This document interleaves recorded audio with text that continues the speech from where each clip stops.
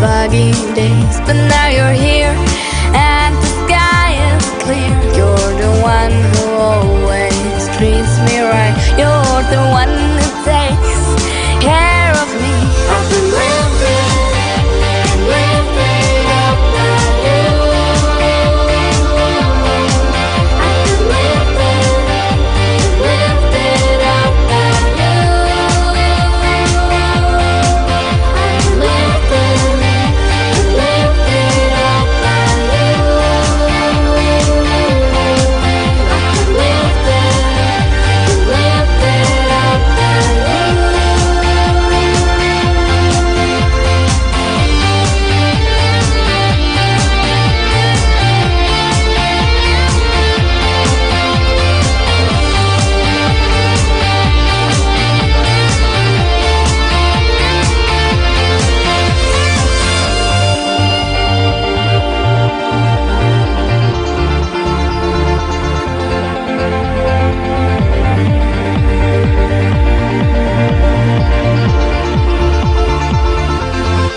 Your love surrounds me like a cozy cloud. You make me happy and I shout it out. There's no one else out there to compete with you. No, there will never be a friend like you. I've been lifted up by you. I've been lifted up by you.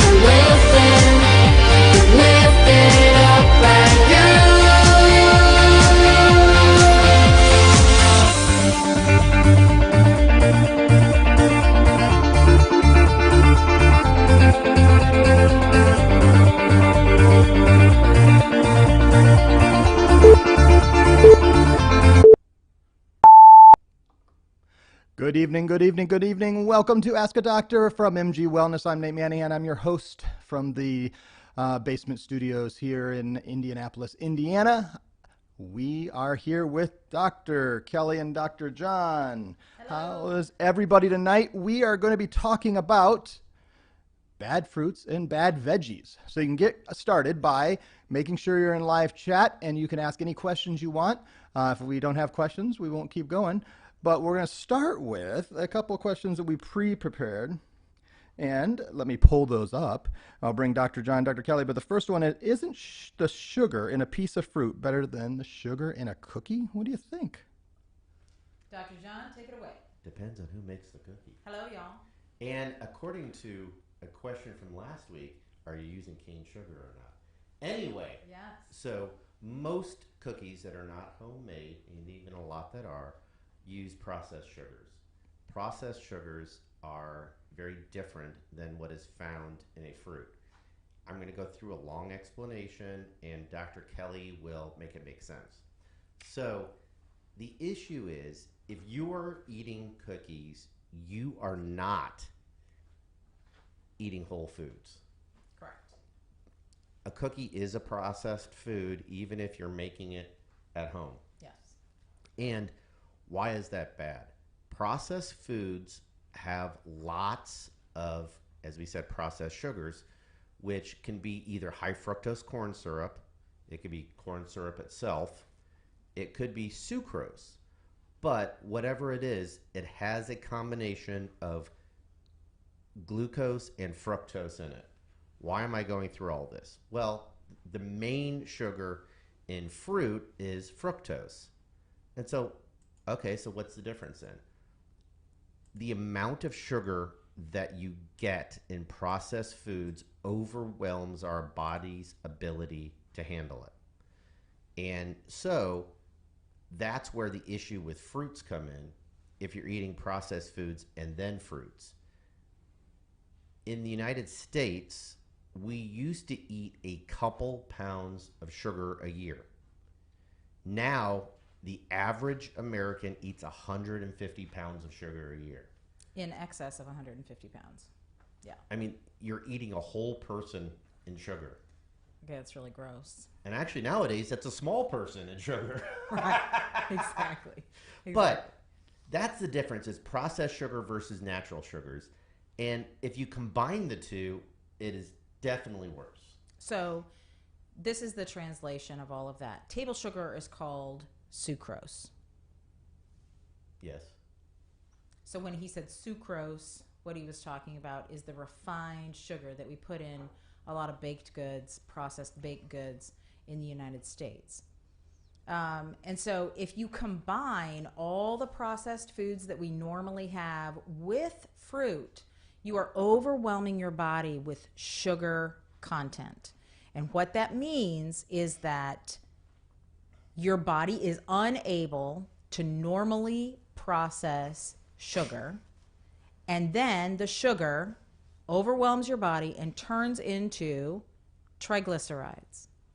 So one of the funny things we were taught, which shows you how much knowledge changes, back in medical school, we were actually taught that if you were eating fruits and vegetables, you could not have elevations of your cholesterol because there's no cholesterol in fruits and vegetables, and there's no fats in your basic fruits and vegetables. Unfortunately, that is completely untrue. Yes. What happens is fructose gets, the system that breaks down fructose in your liver gets overwhelmed really quickly by all the processed food. And then you throw an apple on top of it, and what happens? It's too much to process, and that turns into a bad fat, which is triglyceride.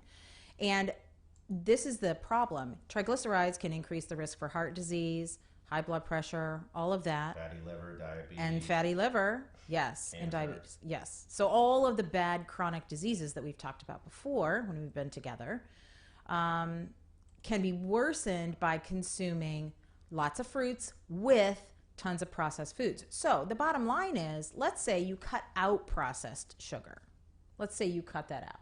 Awesome. Get rid of the white stuff. Yes. Not your doctor. All the stuff we talked about last week. If you get rid of that, then fruits in moderation can be okay.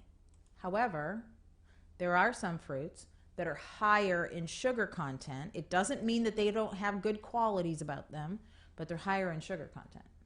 When she's saying bad fruit, she doesn't mean either A, spoiled, or B, they've got an attitude. You do. I'm a bad So, fruit. sometimes. What type of fruit? So we'll talk a little bit later about the fruits that have a higher sugar content than others and what we can replace them with. But that's the story on not having cookies and So fruit. you can't replace the fruit with a cookie? No, thank you. Okay, so should we just keep going, producer? Well, I think we can get a next question. Okay. So another question we may ask here is about carbohydrates. We've already said that phrase once. But carbohydrates has become something we are aware of more now, certainly with types of diets, all the things that are going on there, and the nutritional facts that the FDA is required on the back end, or USDA, on the back of any of our food now tells us total carbohydrates, added sugars. So are all sugars and carbohydrates bad, or what things are, how do we figure out which good, bad? So one of the really important things that MG Wellness likes to talk about is how to read labels on our food, because it can be very confusing, and we love to give little tips. And this is a really good little thing to remember when you're reading about carbohydrates on the nutritional side of the package. Carbohydrates, yes, sugars are included in that, but there are other forms of carbohydrates that are really, really necessary for our bodies. And the most important way that it's necessary is in fiber. Fiber is counted as a part of carbohydrate, and fiber is a good thing. And there are multiple types of fiber. Yes, too. we can get into that. But that's really important Yes. to understand. Yes. Because a lot of doctors, even doctors that specialize in the gut, will talk to people about fiber and not explain the difference in the fiber, let alone the difference in carbohydrates. Right. So a really important thing, I'll let Dr. John talk about the difference in fiber in just 1 second.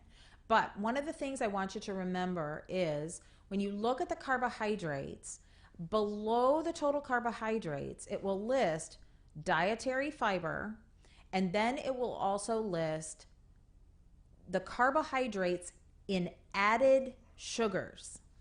Added sugars is the scary part. Right. That's the part you don't want, is the added sugars. That's all the high fructose corn syrup, all that jazz. That's all the stuff that the food companies are putting in there to addict you to the food. Right. It makes you want to eat more, and you actually will eat more if you eat that type of added sugar. But the dietary fibers are a really important piece that should be included in the carbohydrates, and that's not a bad thing. Okay, so just remember that. Okay, talk about the fibers. So there's two main types of fiber. There's soluble and insoluble. Insoluble fiber really doesn't do much for us. Some people used to call it the toothbrush of the colon. Did you know, okay, this is a true statement. One of our faithful viewers found an ad from the 1950s that literally advertised celery as a toothbrush For the colon.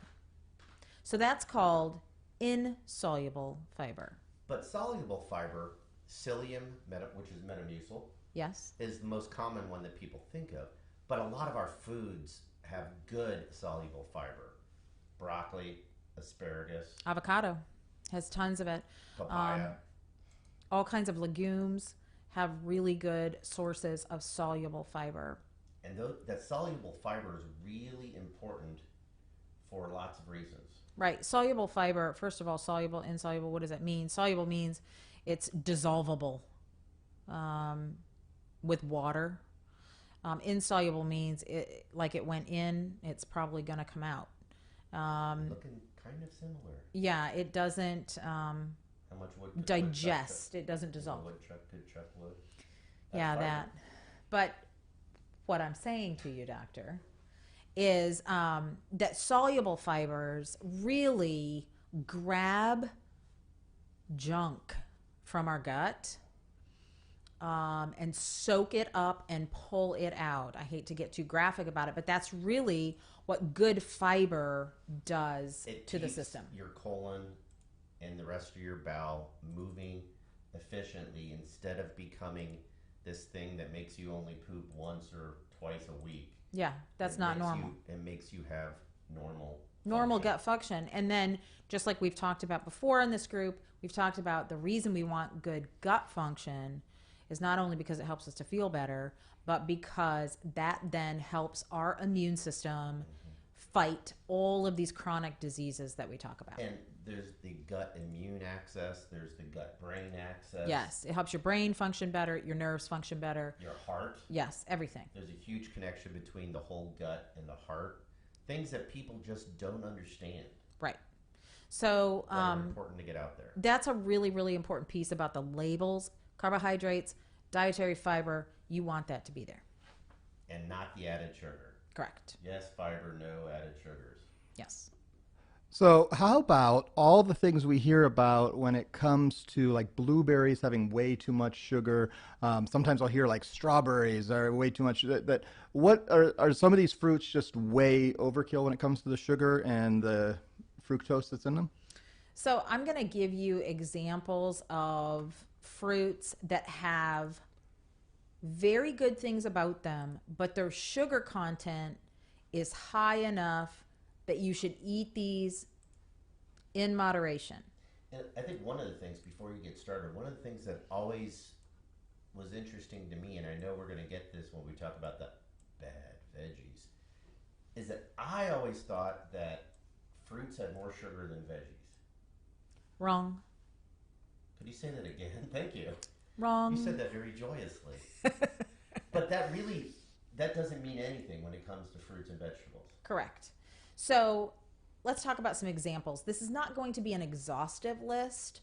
Thank you. Yes, but there are some fruits that I think it's really important to highlight that have higher sugar content. So the first one that comes to mind is bananas. And I know everybody moans and groans about, oh, I love bananas, and so that makes everybody sad. This is the deal. If you're going to have one, have a half of one, okay? If you're going to add it to your plant-based protein smoothie, have a half of one. Minions love bananas. I know they do. So they have a whole banana has 28 grams of sugar. That's a lot. It is a lot. That's a lot. That's like eating a cup of corn. Well, it's actually not as bad as corn. We'll get to that in a second. But corn's a veggie. I know. We're going to talk about it. Grapes. There's some dispute which source you look to for this, but it's anywhere from 15 to 23 grams of sugar for a cup of grapes. But don't you think it's also because there's so many different types of grapes? Yes, I do think that is the reason. I mean, if yes, you're drinking, I do. if you're I agree. drinking, oh, whoops. If you're having a table grape that's this big, yes, versus having, some Chardonnay grapes off the vine. Right. It's just because there's different types. And we can even should we talk about the bricks of the grapes? No, we're not going to talk about that. Save that for another Mangoes time. that are very, very popular and very kind of in to eat have a ton of sugar content, 23 grams of sugar in a cup of mango. I have great stories about mangoes in Africa. What? About the whole idea of building villages around the mango trees. Yes, that is a real thing. Yeah. Well, yes. Okay. So mangoes are not terrible and awful, but for those of us who are having too much sugar in our diet anyway, we want to try to limit fruits like these and really replace them with other things that have much less sugar. So let me give you an example. First of all, bananas are often added to things that we make to create creaminess and smoothness.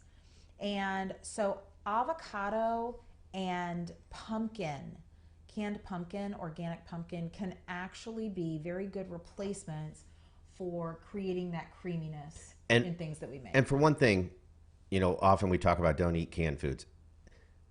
Libby's organic pumpkin is literally just pumpkin, nothing else. Yes. Zero else added. They scoop it up, they shove it in, and seal it. So those two things can be good replacements if you're trying to get that creaminess and smoothness in a smoothie or whatever you're making. Now, other fruits that are really much less sugar content: strawberries, blackberries, and raspberries are incredibly nutritious, have lots of good qualities about them, and really have very little sugar in them. But what about blueberries? Well, isn't that where we started with this whole thing? We started about blueberries because blueberries sometimes they get a bad rap because they have a little bit higher sugar content. However, there is so much evidence about the goodness of blueberries in terms of their antioxidant properties, their vitamin and mineral content. In fact, vitamin C and vitamin K, which Yes. we need. Yes. And everybody thinks, oh, vitamin K comes from green leafy vegetables. Actually, blueberries are an amazing source of C and K. And then there's actually a study showing that if women, I want to quote this correctly, ate 3 or more weekly servings of blueberries, they had a decrease in heart disease by 32%.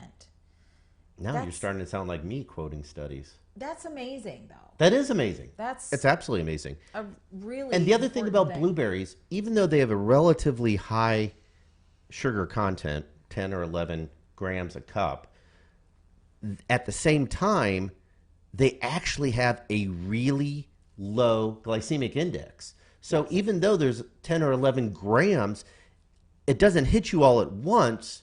It's a very slow release, so you don't get that big sugar spike. high. You don't get the spike in your blood sugar. Which is, The other thing that's very near and dear to our hearts is that blueberries actually have anti-cancer properties as well.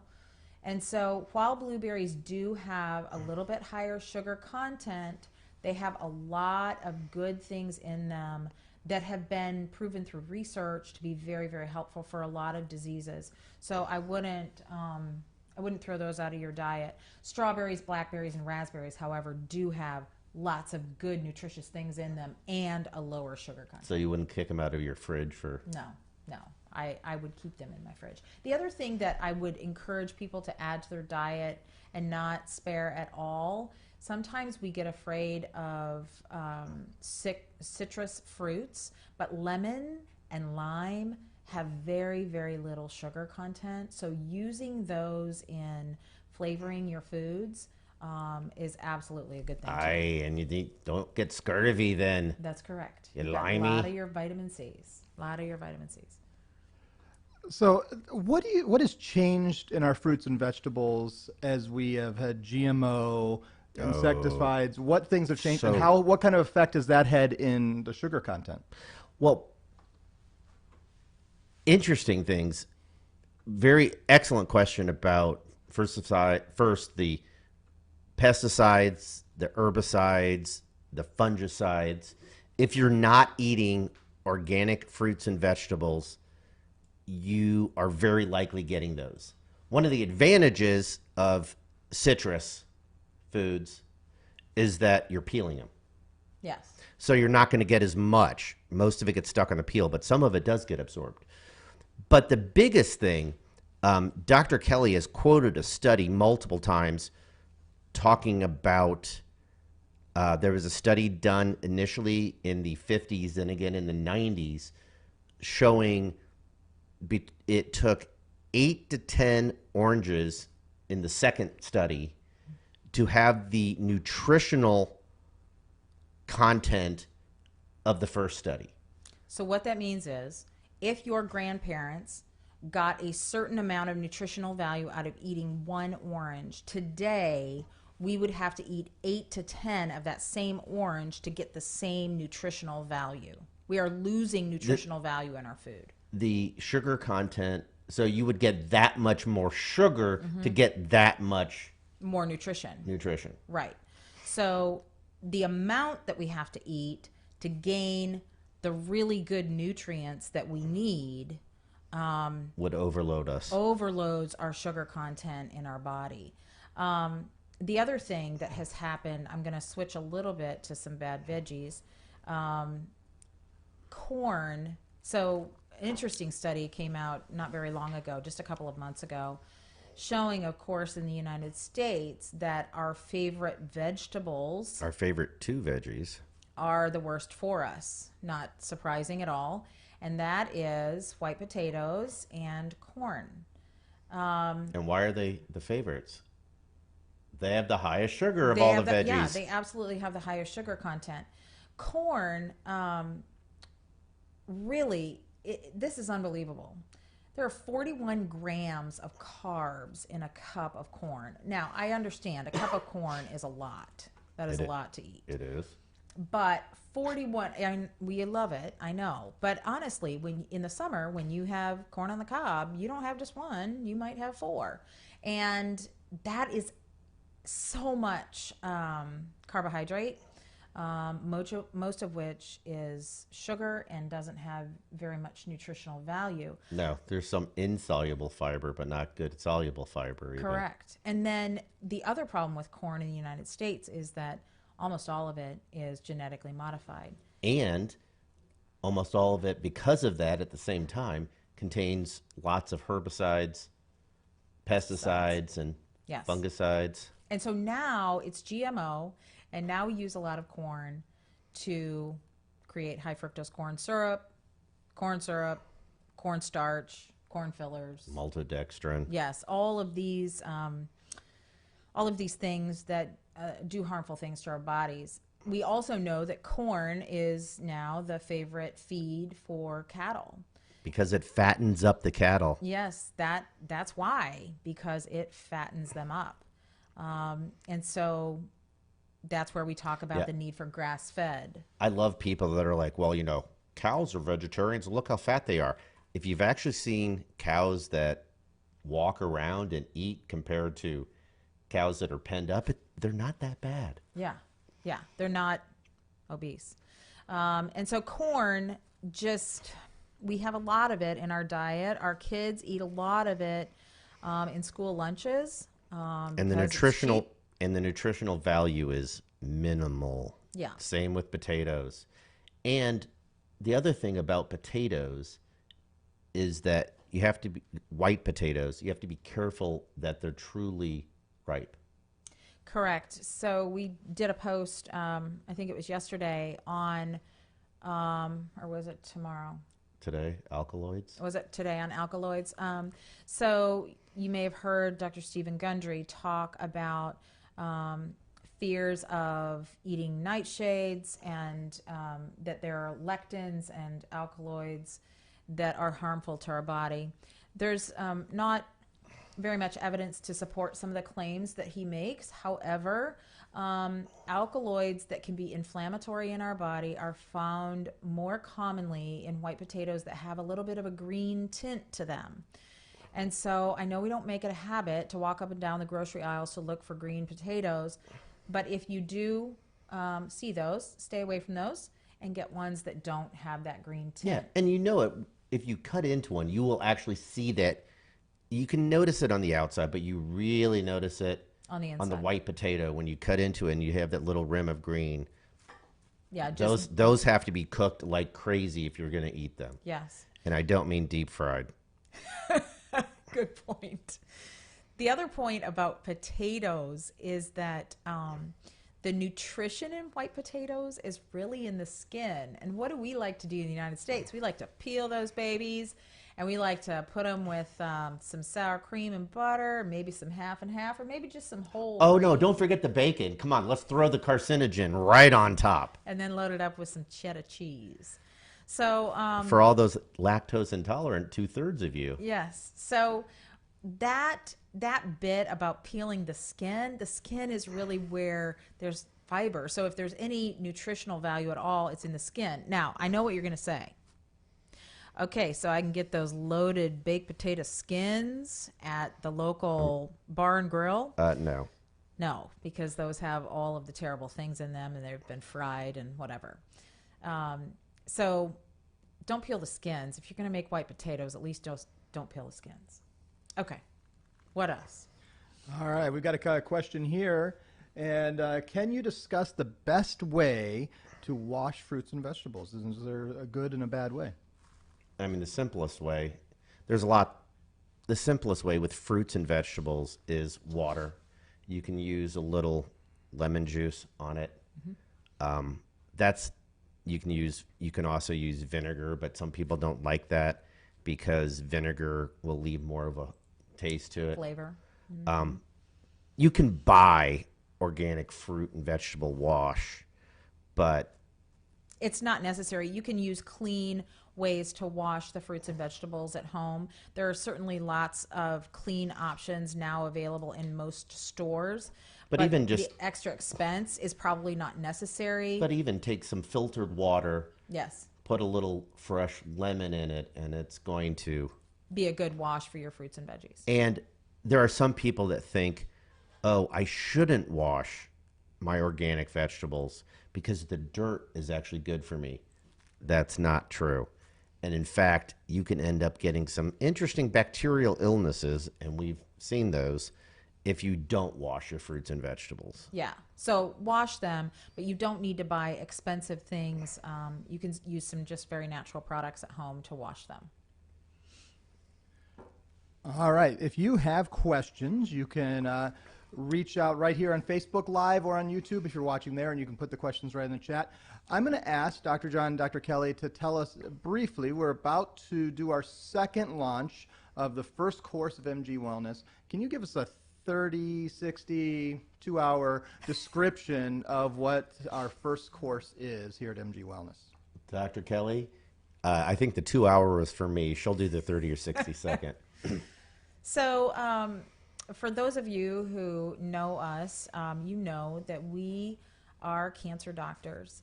And we have created a course that has already been able to bring benefit and help to people who have gone through the course. This course is entitled How to Live My Best Life on Chemo. And many of us think, how in the world can you get chemotherapy and have any goodness at all, any good days? But it is possible with the right treatment to actually have better days, more good days than bad days. And this course answers those questions that come immediately to someone's mind that are terrifying when they find out that they have a cancer diagnosis. And it not only provides answers, but it provides a way through those days on chemotherapy, and not only the days on chemotherapy, but the days thereafter, how to carry health forward for the rest of your days. So module 1 is what is cancer? Yes. Module 2? What is chemotherapy? The third module is what is immunotherapy? And the next is side effects and how to combat them, not only with prescription medications that your doctor can give you, the recommended prescription medications, the ones that work. Which studies have shown less than 50% of patients actually get the recommended medications. We talk about the ones that are recommended and scientifically proven to work. And then we also talk about natural supplements that have been proven That have been to scientifically work. proven to work also.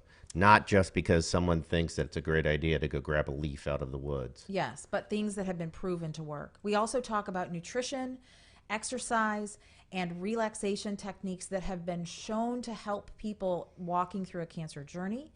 We talk about how to talk to your doctor, questions that you need to ask them to know how to move forward. And we also give questions that you can ask a doctor if you might see them for a second opinion, which is very important to do if you feel led to do so. The final thing that we talk about is how to get back to a normal life after you've gone through chemotherapy and ways that you can contribute to not only your own health, but the health of others around you. So these things have already provided great benefit to those who have gone through the course, and we're going to do another launch of this course. So if you are facing a cancer diagnosis if you are a friend or a caregiver of someone who is facing a cancer diagnosis, or if you are the cheerleader in someone's life who's fighting a cancer and they are having to go through chemotherapy treatment, or maybe they're already started on the chemotherapy treatment and they're struggling, then this is a course that can come alongside them and you and help everybody get through that journey a little bit better. And a couple other things. It is not just for people going through chemotherapy, even though we talk about how to live your best life on chemo. If someone's just facing a cancer diagnosis, this can be very helpful. Yes. Also, To give you proper sources to go to, proper questions to ask your doctor. one of the things that I enjoy very much is already getting feedback from people who have been through it so that we can continue to update it, make it better as more and more people go through it and give us more feedback. The course will continue to evolve. And with that, anyone who gets the course has lifetime access. Yes. Lifetime access. There's also a private Facebook group that provides support for people who are going through similar journeys through a cancer diagnosis, through chemotherapy. Right. And then with purchase of the course, there are also weekly question and answer sessions with the two of us to get specific questions answered that relate to a cancer journey and going through chemotherapy. So that's the 12-hour version of our course.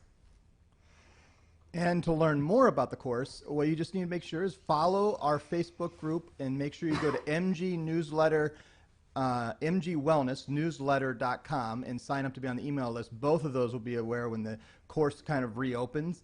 We kind of go through cycles of launching the course. It's always open. You can always go to bestlife.online, but there's a special master class where you can learn even more. 44 minutes of incredible time with Dr. John, Dr. Kelly that's launching here in the next couple days. And so we'd encourage you to be on our email list and also to like our Facebook and Instagram accounts, MG Wellness 1 on both of those. So please do that. Dr. John, Dr. Kelly, I'm going to bring you back up and bring up a question from the audience here. This Andrea asked, if I decide to take my first baby step toward eating healthy, what would you recommend? What a great question. That's an awesome question. I love that one. Go for it. Well, I think we have a little bit of different, but I truly think the first baby steps, for me, it's to try to start eliminating the white stuff. Change white sugar to stevia. Change white rice to brown or black rice. Change white pasta to at least whole wheat pasta, if not something else. Chickpea pasta. Yes. Cauliflower pasta. White bread, at least to, Ezekiel bread. well, Ezekiel bread's the best. Mm-hmm. But if you're trying to take it in baby steps, go to sourdough. Or almond flour bread. Right. Or And cassava flour bread. white sugar, white rice, white pasta, white flour. Yes. Yeah, almond flour, cassava flour, Yes. all of those. It's amazing as we have done it over time and then made food for our family. They don't even notice. Yeah, they don't know. They don't. They don't know what we're sneaking in on their What they their don't diet. know may make them healthy. So I think those you are would say the white stuff. And Dr. Kelly's going to say something different, but I agree this is part of the beginning. Yeah. So I think if you're going to start with one thing, I think starting with either of these things that we say is perfectly fine. I think that, frankly, the white stuff is probably a little bit easier to remove from our diet. I know that sounds impossible that's easier, but I think there are some really good replacements for some of the processed Yes. white foods. And what I'm going to talk about is removing dairy. And that I is- knew it. I know. And that is, all of those of you in the audience who are now rolling your eyes, just keep rolling them. Because a year ago, I would have said the same thing. Heck, it took me until May Yes. to finally give. Yes, for Matt out there, if you're watching, it took me until May to get rid of cheese. Yes, it did.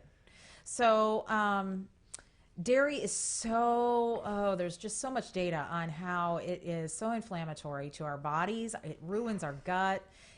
We all have gut issues. Why? Because we're eating dairy. You're drinking the milk of another mammal. Yeah. Let's think about that for a minute. Yeah, it's really, really harsh on our body. And there are good replacements for the milk version. There really are. And everybody likes something different. And that's fine.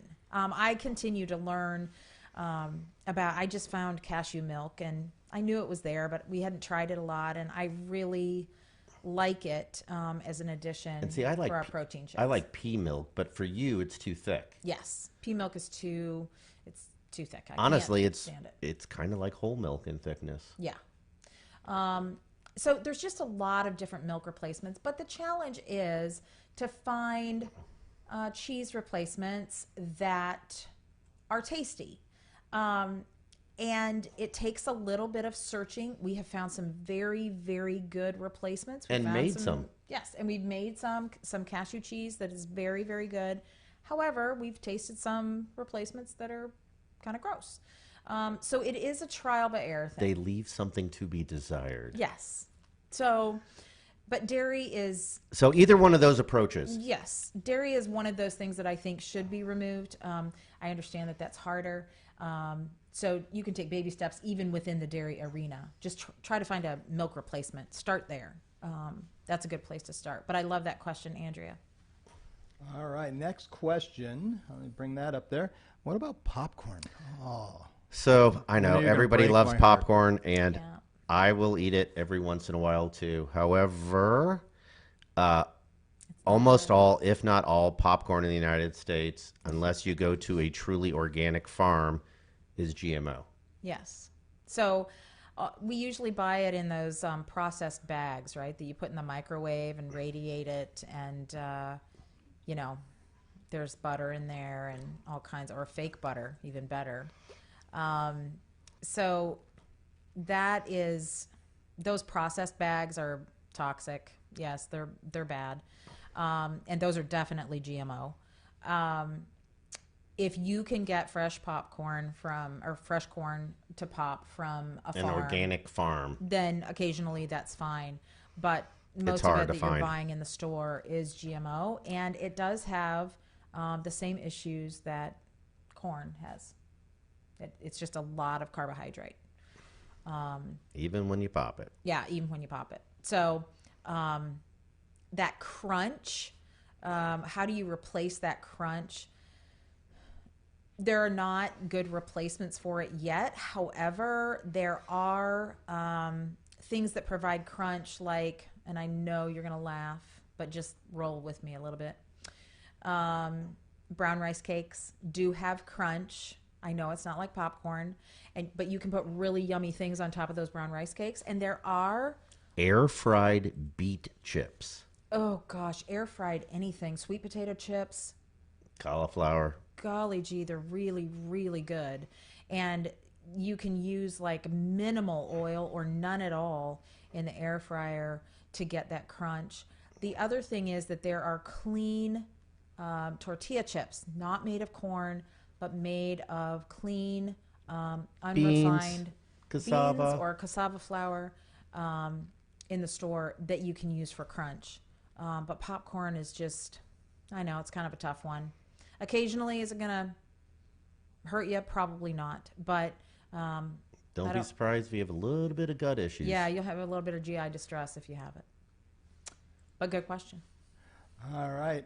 Tanya said that yogurt made with coconut milk, which I've had before, is amazing. And there are a lot of good yogurt, non-cow's milk alternatives out Yes. there. You are correct. And that is awesome that you have found it. Kudos to you, because those are totally, totally good things to have in your diet.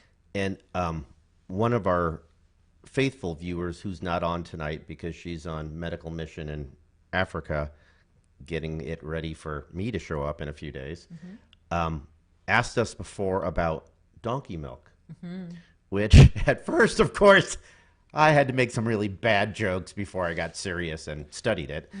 Word day jokes like they heard a beep. So. Yes, they were just like that. So, believe it or not, donkey milk is a better alternative than cow's or goat milk. And the reason is it has been very heavily studied, and it does not have the inflammatory potential. It does not have the lactose intolerance issues. However, the other issues are, and it does help, it does not inhibit the growth of good bacteria like cow and goat milk. One of the issues, though, is it's not pasteurized, meaning it can have really bad bacteria in it. And there have been cases of Some infections that are gross yes. from it. But if you can find it in a clean form, Or if you have your own donkey and want to milk it. that's fine. We don't have any of those. So I choose almond or cashew milk. They're a little harder to milk, though. You guys have been looking weirder at your dogs. I don't know about that. I'm just saying. All right. Sorry, that was too much. Did you beep that? Next question. Where do you shop for most of your good choices? So I'll tell you what, Andrea, I try to find as many things. One of the things I want to do for MG Wellness followers is try to find as many things in normal stores as possible. Because I don't want us to be giving out information that requires that everybody has to go to Whole Foods all the time, every day. And Although Whole Foods is great. Whole Foods is incredible. But Whole it's- Foods is incredible. Fresh Thyme is incredible. Market District is very good. Those are all wonderful things. Publix is incredible. But when you're on a budget, it's important to have places that you can go and buy really healthy food that's not going to break your bank. And so what's the exciting thing about a worldwide grocery store chain? Let me say a couple things before I say that. Meijer, Kroger, Publix. yes, but Meijer and Kroger are more inexpensive.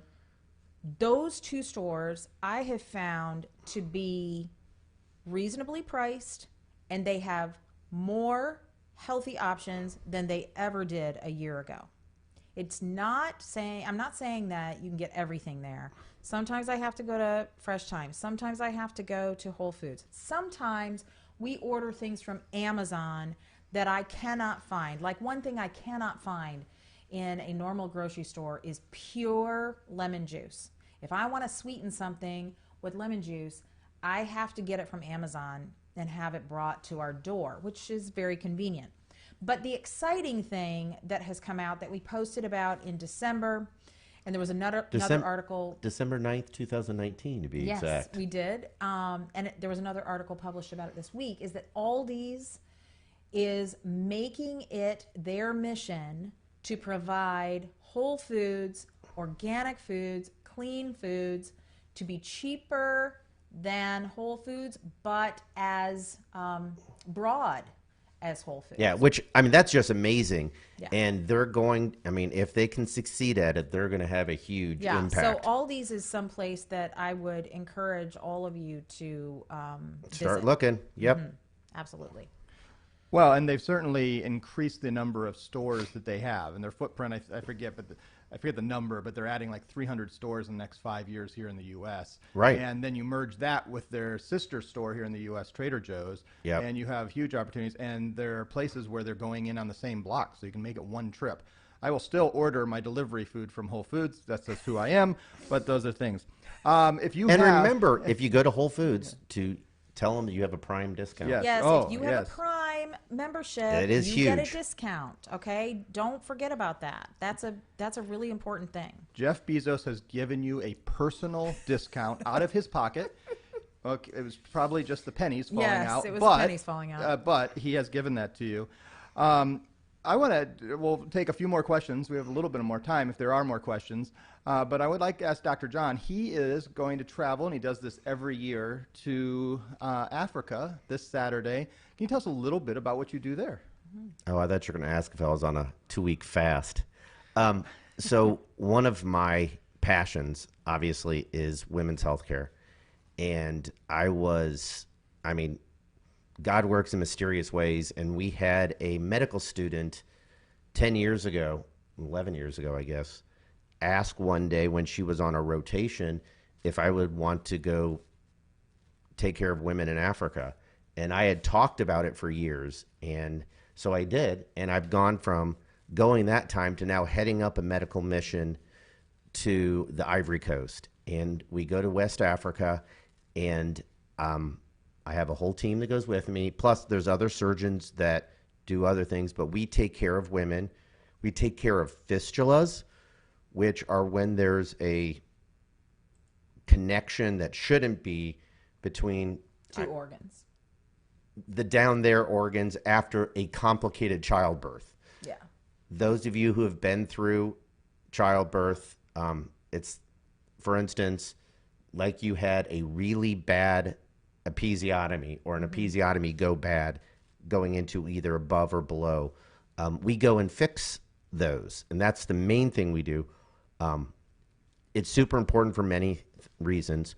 One is obviously it's difficult to live with, and when we were first started 10 years ago, or a little over a decade ago, we were the only ones doing it. But we've had the opportunity to train Ivorian surgeons to do this also. And so now there are 5 fistula centers in the country besides us. And when I get there, I get to take care of the ones that they've had difficulties with. They save them and send them to me when I go. And so as we're sleeping in tents, we take care of women with major problems. So the organization that John goes with is called 1040i, 1040i.org. If you want to see what the organization is about, it's a Christian organization, and it is in an area of the world where you can't always talk about that type of mission, but you can bring clean water, you can bring medicine and surgery to help them, and you can bring education to them. And so this organization has not only done medical mission, but also brings clean water. And one of the coolest projects that I think the organization has done is to establish a bilingual academy for children in the Ivory Coast. Well, and also up in the middle of the bush, we created an electronic library where kids can go to learn. These kids who would never ever had would never have a textbook, would barely ever have a school. They have iPads that they can actually communicate with schools in Oklahoma as well as get textbooks. Yes. And it's amazing. This is in the middle of nowhere. It is powered by solar panels. Yeah. But always health, education, and water. Those 3 things are how you can transform society. So I don't go. I stay and keep the home fires burning. I hope to go sometime soon. Somebody has to milk the donkey. Yeah. What are you gonna do? Right. That's what I'm doing. Yep. Full-time job. So, but pray for John as he goes, and that he'll have a great impact, and that they will be It's a lot safe safer as now well. than it was when we first went. Yeah. Well, it's always a challenge, but yeah, he will be leaving this Saturday. All right, we do have a couple more questions out there, and we will get to those, but I was going to do one more follow-up question to that. Let's talk about what you're eating this trip and how that's changed the last several times you've gone. And as you're preparing, what's different this time? It's actually very funny because I remember talking to everybody when I first went, and believe it or not, people would gain weight on the mission trip because there's very little protein, and it's all carbs, mainly rice and pasta. It's all that white stuff. Yeah. Exactly. And because that's the easiest to feed 60 to 100 people, and that's how large our group is. So this year, I actually am taking almond butter, raw almond butter, or steamed almond, peanut crushed peanuts, chia seeds, And protein powder. and protein powder. Those, Lots of protein powder. and that's what I'll eat, and then drink lots and lots. Literally, we'll drink about 2 gallons of water a day. Because it's around 100 degrees every day. And we always, the line I tell everybody at the beginning as we're getting started is pee or drink until your pee is clear. Yes, because people get instantly sick from the United States by not having enough water. And, here we always tell people to drink 64 ounces of water. If you drink 64 ounces of water when you're over there a day, you'll be in the sick tent very quickly. So now he eats plant-based protein Yep. in Africa. Yep. Much healthier. All right, another question came through. Back to the yogurt that we talked about. And let's talk about, they asked, does the coconut yogurt or the other yogurt have the good bacteria that we often talk about of the fermented? Yeah, as long as it's a fermented food, then it does. Yes. All fermented foods, whether it's kimchi, whether it's sauerkraut, whether love it's yogurt. Kombucha. Oh. Yes, kombucha. All of those have the good bacteria in them. Yes. All right, and I think one of the things that what I liked about this in the chat that I've been watching going on is each other helping each other. They were figuring out awesome. where the almond butter is and the aisles, and so that's helpful because, again, I'm not helpful at that at all because I only do online shopping and it's delivered to me. That's my problem. But the other questions, I think, well, I was just going to bring this comment up because I appreciated it. So let me, I got to click send over here and bring Dr. John Kelly up again. But I'm so excited to look for my donkey juice and pea milk. Joking. Thanks for the info. I'm going to try. That's really what we're here for. Is to try donkey juice and pea Is to milk? try donkey juice. No, just to encourage people to try one thing, Yep. Absolutely. and then another thing, and to really start focusing on our health and realizing what goes into our mouths. As we close tonight, what are some closing comments? Oh, I was going to say that what you're saying is so important because it's not like all of a sudden we became healthy. Honestly, Kelly pretty much got me into this kicking, screaming, and wanting my cheese. Well, but you were feeling so terrible. And that's what happened. And we decided. And, it's funny because we'll see Nate, our producer over here, all of a sudden after we've been talking about elderberry, now everybody's on elderberry. That's right. And that's, just take a step at a time. Yeah. It's hard. You can't go cold turkey. Well, you can. Well, you can, but honestly, we did it. The first 2 weeks were awful. It was like withdrawing from anything. And I think this is just part of human psychology that She's the emotionally intelligent one. I have some, emotional intelligence. So it is so hard to just say, okay, I'm not going to have any dairy, any processed foods, any. And you have nothing to replace it with that is tasty. And so how long are you going to stick with that plan? You're not going to stick with it. So if you say, just like Andrea said earlier, if you say, what one change could I make? Absolutely. That's where you start. Just start there and find some tasty replacements and some things that you enjoy. And then when you've got that down, then you can make one more change. Because at the end of 6 months or a year of doing that, your health could be radically changed from just taking those little steps one at a time. And it is. It will be radically changed. Yeah. It's amazing.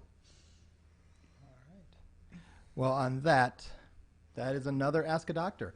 We will be live next week. It'll be a little different one. Dr. John will not be with us. I'm also not in town, so I can't produce. So Dr. Kelly is going to be flying solo. So that'll be a lot of fun over there. Help me, people. Help So, me. Hi. but what is our topic next week, Dr. Kelly? It is on processed foods. We're going to talk a lot about the junk that's added to the boxes, bags, and cans that are in the center of our grocery store. They're not all bad, but there's a lot of bad in there. And so we're going to talk about how to replace those with healthy options. All right. And on that, we're going to sign off. For Dr. Kelly and Dr. John, I'm Nate Manahan. Thank you for joining us all, and we will see you next week. Well, Dr. John won't see you. I will. Well, Hey, unless Ryan. I wake up at 2 a.m. I There we go. will. Have a good one, everybody. Bye.